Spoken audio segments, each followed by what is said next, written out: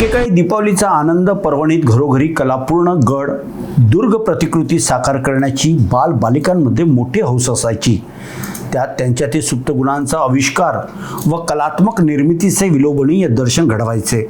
परंतु काळानुसार अनेक कारणांनी ही कला लोपत गेली। इतिहासाचा अभ्यास करून या वैभवाला ऊर्जावस्थ प्राप्त करून देऊन बालबालिकांमध्ये किल्ले प्रतिकृती निर्मितीची आवड निर्माण करण्याच्या दृष्टीने श्री शिवछत्रपती किल्ले स्पर्धा आयोजित केली गेली आहे। नागपूर महानगरपालिकेच्या हद्दीतील संपूर्ण शहरासाठी प्रस्तुत स्पर्धेत वयोगटातील बालबालिका, पुरुष, महिला, वयस्कर स्पर्धक, सामाजिक संस्था, शैक्षणिक संस्था इत्यादीचे स्पर्धक म्हणून स्वागत असून स्पर्धकांनी किल्ले प्रतिकृती आपापल्या निवासस्थानी संस्थेच्या प्रांगणात दगड, विटा, माती, सिमेंट, थर्माकोल, कागदी खरडा इत्यादी माध्यमांद्वारे साकार केल्या गेल्या आहेत। आणि विशेष म्हणजे निर्मिती माध्यमांच्या व किल्ले प्रतिकृतींच्या आकाराला कोणतेही बंधन नव्हते। छत्रपती श्री शिवाजी महाराजांचे अनेक गड किल्ले देशाच्या कानाकोपऱ्यात व विशेष म्हणजे महाराष्ट्रात आहे। त्यापैकीच एक म्हणजे प्रतापगड होय, ज्या ठिकाणी महाराजांनी वाघनखाने अफजल खानाचा वाघनखांनी कोथळा काढून वध केला। नागपूरच्या गणेशपेठ परिसरात प्रतापगडाची सुंदर प्रतिकृती तयार करण्यात आलेली आहे। या प्रसंगी आयोजकांनी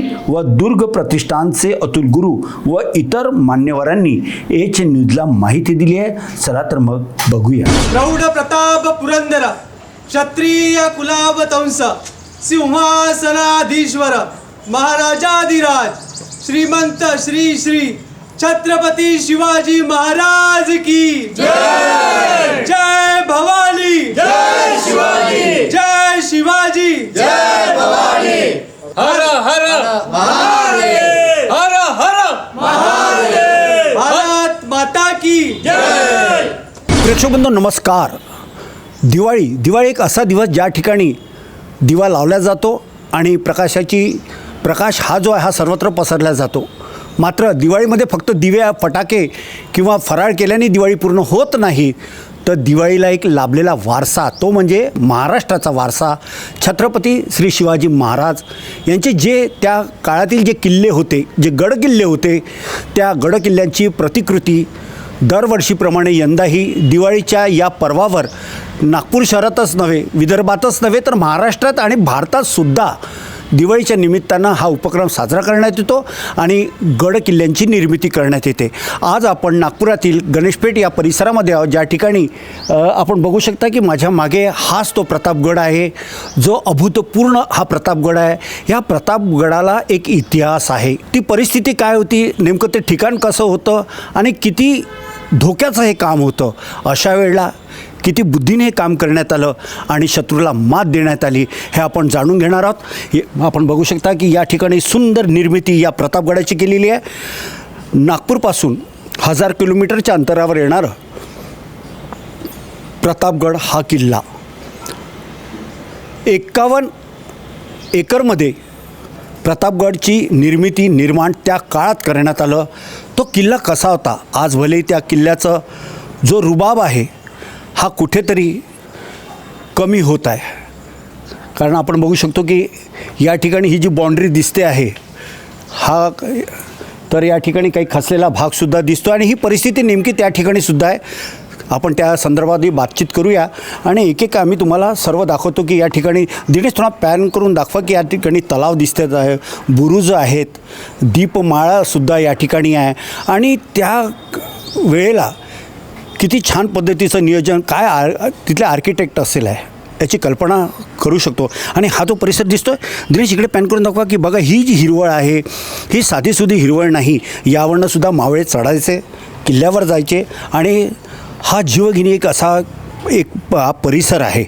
या ठिकाणी शेवाळ असते, झाडी झुडपं आहेत, जंगली प्राणीसुद्धा यामध्ये दिसतात आहे आणि एकूणच सांगायचं झालं खूप सुंदर निर्मिती या ठिकाणी केलेली आहे। आणि आज नागपुरात ही जी प्रतिकृती ज्यांनी साकार केलेली आहे, वैभव आपल्यासोबत आहे, आपण त्यांना विचारूया। वैभव, मला हे सांगा की हा प्रतापगड बनविण्याकरता म्हणून काय काय आपल्याला सामुग्री लागली आणि किती दिवसाचा कालावधी लागला? जवळपास एक 20 दिवसाचा कालावधी ह्या किल्ल्याची निर्मिती करायला आम्हाला लागली आहे आणि सामग्री सांगण्याचं झालं की जवळपास 3-3.5 ट्रक माती, मलमा आणि सगळं काही त्याच्या जे काही सामग्री आहे ते आम्हाला लागली। आणि 20 दिवस सगळ्या मुलांनी खूप याच्यामागे मेहनत घेतली. खूप म्हणजे रोज जवळपास 2 वाजायचे आम्हाला काम करताना. सकाळी उठून परत कॉलेज आहे, शाळा आहे, सगळ्यांचे काही ऑफिसेस आहे. हे सगळं करूनही मुलांनी हे सगळं केलं आणि आज आपण बघतोय की इथे खूप सुंदर एक प्रतिकृती सादर झाली आहे.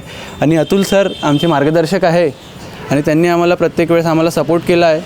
आणि बाकी सगळे जे आहे, डेगवेकर सर आहे, शीतल मॅम आहे, ह्या सगळ्या आम्हाला वेळोवेळी मार्गदर्शन करतात आणि ही प्रतिकृती आम्ही इथे सादर केलेली आहे. वैभव, मला एक प्रश्न असाही विचारासा वाटतो तुम्हाला की आपण जर बघितलं तर संपूर्ण महाराष्ट्रामध्ये शेकडोच्या वरती असे किल्ले आहेत. हो. मात्र प्रतापगडचीच निवड का केली? काय आहे होतं?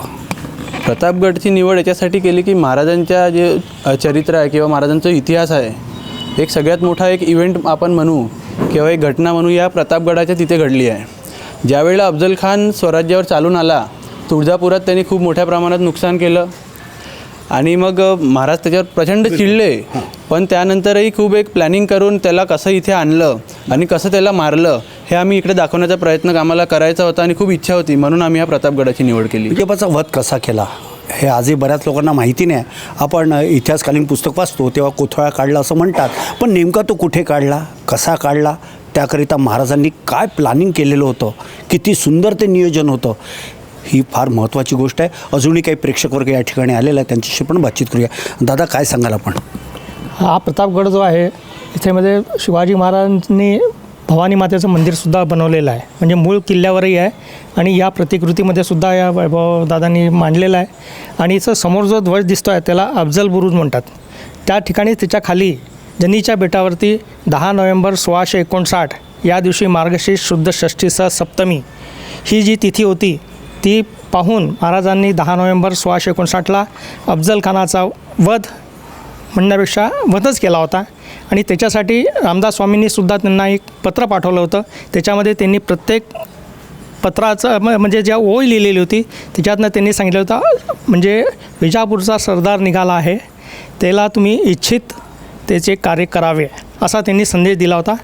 रामदास स्वामींनी जे शिवाजी महाराजांचे गुरु होते, एवढं मी सांगू शकतो. बिलकुल. आणि छत्रपती शिवाजी महाराजांचा हा जो इतिहास आहे, हा वारसा आजही कायम आहे आणि पुढे सुद्धा राहणार आहे.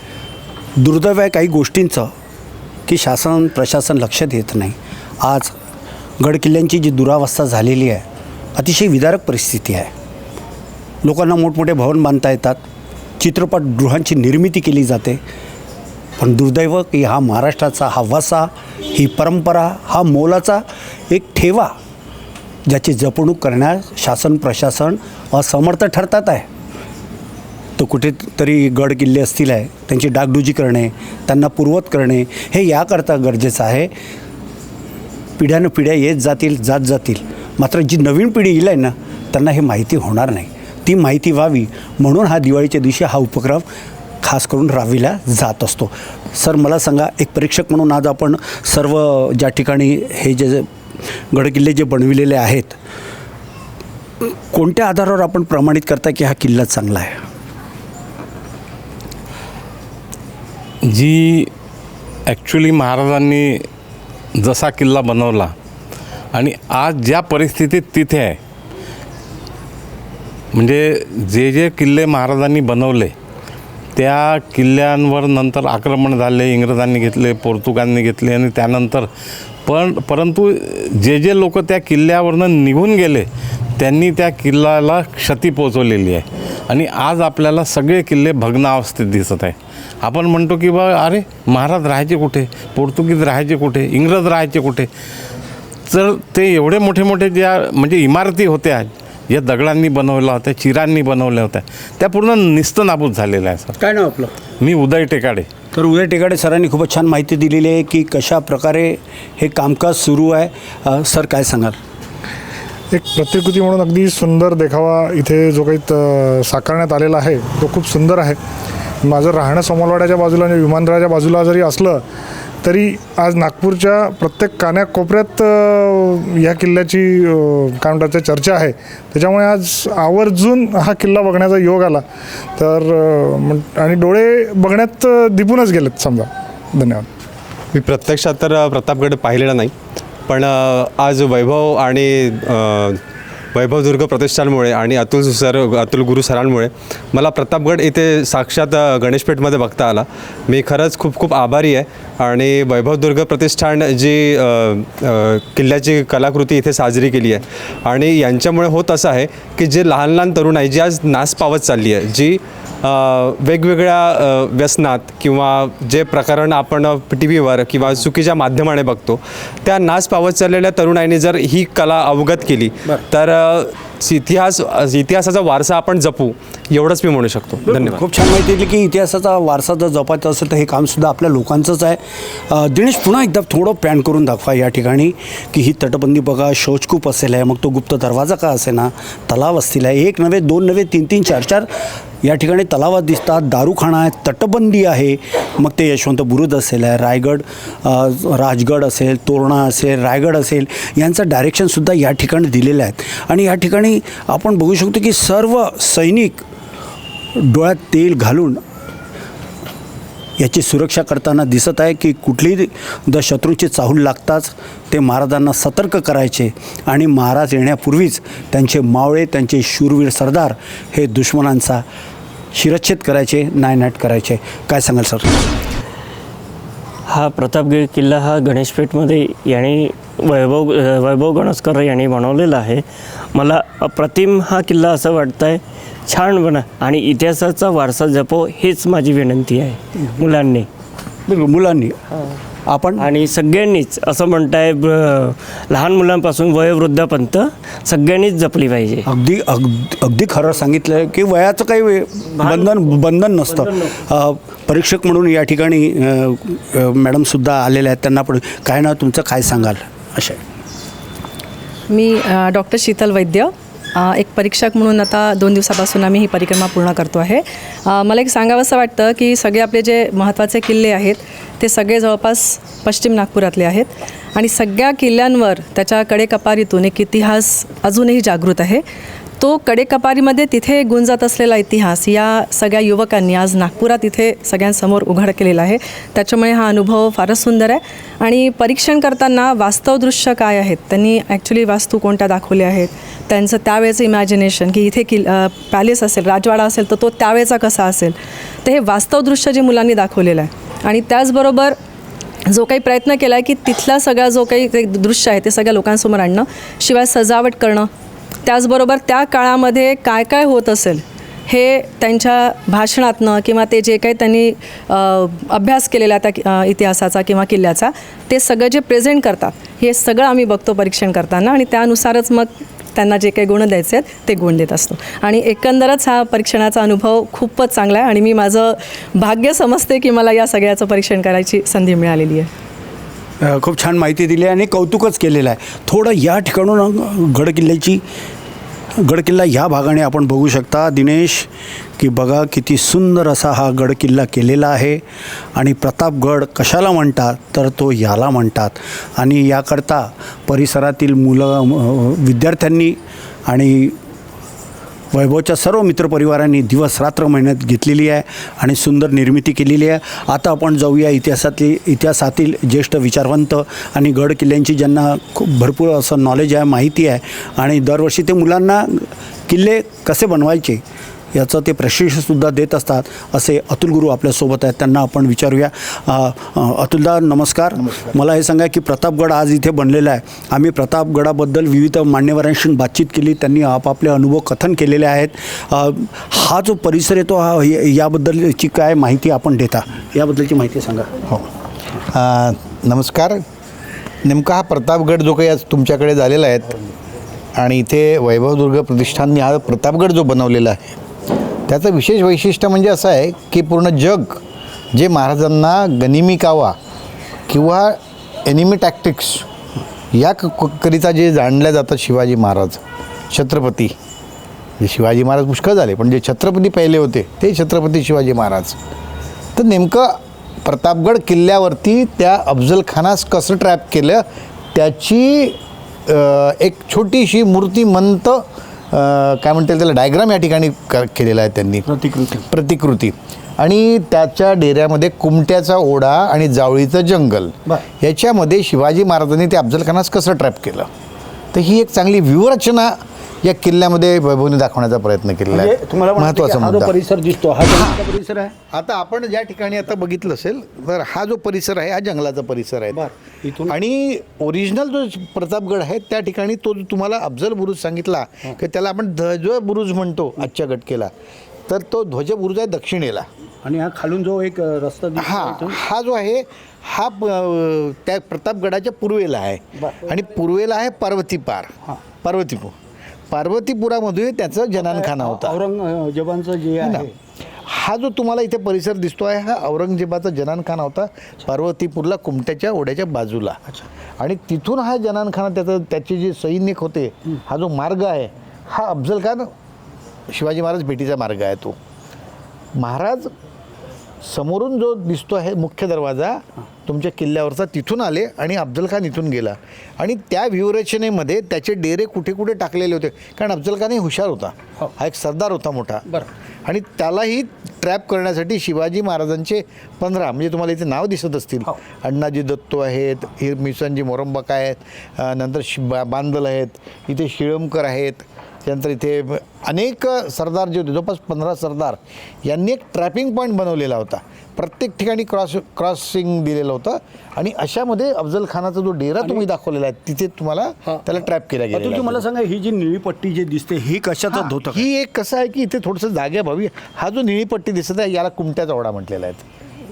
कुमठा म्हणजे कुमठा एक गाव आहे, त्या गावातून निघालेली, कारण पार्वती आपला हे पारचं जंगल आहे पार आणि जावळीचं जंगल आहे. या जावळीच्या जंगलामध्ये पाण्याचं फार जबरदस्त आहे. आणि याची एक अख्खी हा शिवाजी महाराजांच्या आधी मोऱ्यांकडे होता, चंद्रराव मोऱ्यांकडे होता. आणि चंद्रराव मोऱ्यांना शिवाजी महाराजांनी नमोहरम करून स्वराज्यात या किल्ल्याला आणलं. पण या किल्ल्याची खासियत अशी होती की जंगल एवढं घनदाट आहेत की तिथे हे म्हणायचे एक म्हण आहे, तिथे चंद्रांची एक म्हण होती, येता जावळी जाता गोवली. म्हणजे जेव्हा तुम्ही या जावळीच्या जंगलातून जाल तर चंद्ररावांनी मागितलेली दक्षिणा तुम्हाला देणी आहेत. त्यांनी एवढ्या होऊन म्हटलं तेवढे, तर तेवढे पैसे तेवढा तुम्हाला कर द्यावा लागायचा. त्यांनी मागितल्याशिवाय तुम्हाला तिथून जातच नव्हते. म्हणजे एक प्रकारे ही खंडणी झाली. खंडणीच म्हणूनच ती फळणच आहे तिथे, येता जावली जाता गोवली. मोठमोठे हांडे रांजण त्या ठिकाणी ठेवलेले असायचे की जिथून जायची. आणि हाच गड स्वराज्यात किती महत्त्वाचा रोल बघू शकतो हे शिवाजी महाराज जाणलं आणि पहिले त्याला नमोहरम करून घेतलेलं आहे. अतुलजी, मला जाता एक प्रश्न विचारावंसं वाटतं की आज आपण एवढे इतिहासाचे जाणकार आहात आणि महाराष्ट्रातले जेवढे काही गडकिल्ले असतील आहे त्याला आपण भेटीगाठी जरूर दिलेल्या आहेत. आज जी दुरावस्था आहे, शासन प्रशासनाचं याकडे लक्ष नाही आहे, कारण तिथे दारूच्या बॉटला असेल, सिगरेटचे पॉकेट असतील आहे, अजून अन्य अशा काही गोष्टी त्या ठिकाणी निदर्शनास आल्या, आढळून आल्या. पण जी तटबंदी जी तुटून राहिलेली आहे, गड किल्ल्यांचं संरक्षण नीट होतं नाही आहे, काय करायला पाहिजे शासन प्रशासनाने असं तुम्हाला वाटतं? नक्कीच तुम्ही विचारलेला प्रश्न जो आहे, ॲज ए दुर्ग संवर्धन समितीचा सदस्य म्हणून मी त्याला उत्तर देतो की बऱ्याच किल्ल्यांवरती डागडुजी सुरू आहेत, बरेच किल्ल्यांचं पुनर्वसन होत आहे. आणि पहिल्यांदा असं झालेलं आहे महाराष्ट्रामध्ये की जो फंड जो होता यायचा डागडुजीसाठी किंवा याच्यासाठी तो फार अल्पसा होता. या 1.5-2 वर्षामध्ये तो फंड बराच काही झालेला आहे. थोडीशी काय असतं की जी काळजी घेतो आपलं घर, आम्ही जे स्थानिक लोक असतात त्या स्थानिक लोकांना खूप कळकळीची विनंती करतो की आपलं घर आहे म्हणून समजा. पण आमच्याकडे दुरावस्था जशी सरकारची आहेत तशीच काळजी घेणाऱ्यांची पण आहे. आणि आज गडकिल्ल्यांचं जतन फार चांगल्या पद्धतीने होत आहे. आज नागपूरचंच मी म्हटलं तुम्हाला, आपल्या नागपूरमध्ये निघालेल्या तोफा आहेत, आमच्या माध्यमातून आम्ही त्या तोफा रिस्टोअर केलेल्या आहेत. त्याच्यामुळे आणि आज बऱ्याच ठिकाणी गडकिल्ल्यांचं चांगलं संवर्धन होत आहे त्या ठिकाणी. छत्रपती श्री शिवाजी महाराजांना पाहण्याकरता म्हणून कितीतरी दुश्मनं स्वारी करून गेले, मग ते सय्यद बंड असेल, भरपूर असे दुश्मनं लोकांनी आक्रमण करण्याचा प्रयत्न केला आणि वेळोवेळी शिवाजी महाराजांना खिंडीत गाठण्याचा प्रयत्न केला. मात्र शिवाजी ते शिवाजीच होते. छत्रपती श्री शिवाजी महाराज अतिशय हुशार, अतिशय चाणाक्ष, डोक्याने विचार करणारे आणि गनिमी कावा कसा करायचा पारंगत असणारे, हातखंडात जणू काही त्यांचा होता. आणि मग तो अफजल खान आला आणि अफजल खान एवढ्या मोठ्या सैन्याबरोबर आला असताना अफजल खानाचा वध करायचा कसा? मग अफजल खान ज्या मार्गाने येणार होता त्याची चाहूल लागताच त्यांच्या सहकाऱ्यांनी माहिती दिली. अफजल खान ज्या दिशेने येत होता त्याच दिशेच्या बाजूला त्यांना भेटण्यासाठी एक शामियाना या ठिकाणी तयार करण्यात आला. आणि मग अफजलखानाची भेट, छत्रपती श्री शिवाजी महाराजांची भेट याच गडाच्या पायथ्याशी नसलेल्या शामियान्यामध्ये झाली आणि एकच आवाज झाला, शिवाजी शिवाजी. कारण छत्रपती शिवाजी महाराजांनी अफजलखानाचा कोथळा वाघनखांनी बाहेर काढलेला होता. आणि ही वार्ता जेव्हा संपूर्ण परिसरात माहिती झाली, एकच कुठे जल्लोष करण्यात आला, तर शत्रू पक्षाच्या ह्याच्यामध्ये दुखवटासुद्धा निर्माण करण्यात आला. एकूणच सांगायचं झाल्यास की छत्रपती श्री शिवाजी महाराज हे महाराष्ट्रातच नव्हे, भारतातच नव्हे, तर पूर्ण जगाचं आराध्य दैवत आहे. आणि आज छत्रपती श्री शिवाजी महाराजांच्या काळाची, त्या वेळेची, त्यांच्या कार्याची ही आठवण अबाधित राहावी म्हणून आज हे जे सुंदर सुंदर हात या ठिकाणी ज्यांनी कामं केलेले आहेत, ही संपूर्ण टीम या ठिकाणी दिसते आहे. परीक्षक मंडळीसुद्धा आलेली आहे. आणि असल्या प्रकारचा देखावा नागपुराच्या इतर भागामध्ये सुद्धा आम्ही ज्या ज्या ठिकाणी गेलो आम्हाला दिसलेला आहे. हा होता प्रतापगड. आणि मी ज्या वाघनखाबद्दल बोललो, या ठिकाणी दिनेश थोडा पॅन करून दाखवा. हे सुद्धा प्रतिकृती वाघनखं त्या ठिकाणी आहेत. कारण इंग्लंडवरून आपल्याकडे शासन वाघनखं आणणार होते, केव्हा येणार माहिती नाही. आणि ते पण त्याच्यावरही लोकांनी सहमती दाखवली नाही. कोणी सांगितलं, आक्षेप घेतलेला आहे की ही ती वाघनखं हे नव्हेत. आता ते इतिहासकार आणि त्यातलं जे संशोधन करणारे आहे ते लोक सांगतील आहे. पण एकूणच सांगायचं झाल्यास हीच ती वाघनखं होती ज्यांनी छत्रपती श्री शिवाजी महाराजांनी अफजलखानाचा वध केला. आणि हाच तो प्रतापगड होता जो 51 एकरमध्ये आजही अद्ययावत स्थितीमध्ये त्या ठिकाणी आहे. थोडीशी त्याची दुरावस्था झालेली आहे. शासन प्रशासनाने लक्ष दिलं तर इतिहासाचा हा वसा हा जोपासायला पाहिजे आणि ते गडकिल्ले चांगले करायलाच पाहिजे. एवढंच काय हे आजच्या या कार्यक्रमाच्या निमित्तानं सांगावंसं वाटतं.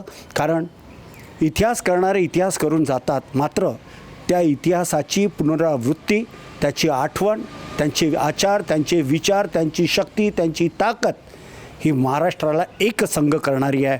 म्हणूनच छत्रपती श्री शिवाजी महाराज की जय असा जयघोष आज सर्वत्र होताना दिसतो आहे. नागपूरच्या गणेशपेठ या परिसरामधून व्हिडिओ जर्नलिस्ट दिनेशसह संजय मिरे, एच न्यूज नागपूर. नमस्कार. सर्वप्रथम मी अतुल गुरु या स्पर्धेचा आयोजक दुर्ग प्रतिष्ठान या संस्थेतर्फे AHN न्यूज याचा प्रथम मी आभारी मानतो की या स्पर्धेला आम्ही स्पर्धा तर बरेच वर्षापासून घेतो आहे, पण दुर्ग प्रतिष्ठाननी घेतलेली ही पहिली स्पर्धा AHNनी पहिल्याच दिवशी कवर केली. आणि तोही प्रतापगड. त्या प्रतापगडाने आमच्या स्वराज्यामध्ये एवढी काही धनसंपत्ती दिली, तेवढी धनसंपत्ती की त्याचा म्हणजे काय म्हणता येईल की त्याला कुठे थांगपता नाही. आणि कुठलंही युद्ध न करता अशी एक टेक्निक असलेला हा प्रतापगडाची प्रतिकृती. आणि त्या ठिकाणी आपल्याला हे न्यूज चॅनल इथे आलेले आहेत. मी नागपूरकर आणि दुर्ग प्रतिष्ठान आमच्या या संस्थेतर्फे या AHN न्यूजचा खूप खूप आभार मानतो. भविष्यामध्ये असेच गडकिल्ले नागपुरात किंवा महाराष्ट्रात किंबहुना भारतामध्ये असे घडतील. शालेय विद्यार्थ्यांसाठी गडकिल्ले स्पर्धा सुरू होईल अशी माँ भवानी चरणी आणि माँ शिवाजी महाराजांच्या समोर प्रार्थना करतो आणि आपले खूप खूप आभार मानतो. धन्यवाद. अरे वाह, पिकनिक की तैयारी? अब बेटा हम ठहरे डायबिटीज के पेशेंट, इस उम्र में पिकनिक वगैरह तो ना हो पाएगा. ज्यादा बैठने से पैरों में सूजन भी. तो फिर इतनी सारी दवाई क्यों? 90% ऑफ डायबिटिक पेशेंट की शुगर सिर्फ अप्रोप्रिएट डाइट थेरेपी से कंट्रोल की जा सकती है. अच्छा, अब क्या करें? पूरे इंडिया में अप्रोप्रिएट डाइट थेरेपी के 50+ सेंटर्स है. तो आज ही अपनी अपॉइंटमेंट बुक कराएं और डायबिटीज के सोल्यूशन पाएं. आज ही अपने कंफर्मेटरी टेस्ट कराएं सिर्फ एप्रोप्रिएट डाइट थेरेपी से. श्री दत्त ट्रेडर्स आपका स्वागत करता है. अगर आपको अपने सपनों का मजबूत मकान, फ्लैट या दुकान बनाना हो तो आप UltraTech cement, K2 TMT steel, building material और बिरला ओपस पेंट्स मटेरियल से बना सकते हो. 25 वर्षों से एक अग्रणी नाम श्री दत्त ट्रेडर्स, लोहा और सीमेंट के थोक व्यापारी. संपर्क करें 9860154456, 9172 235559. श्री दत्त ट्रेडर्स, खडगाव रोड, वाडी, नागपूर.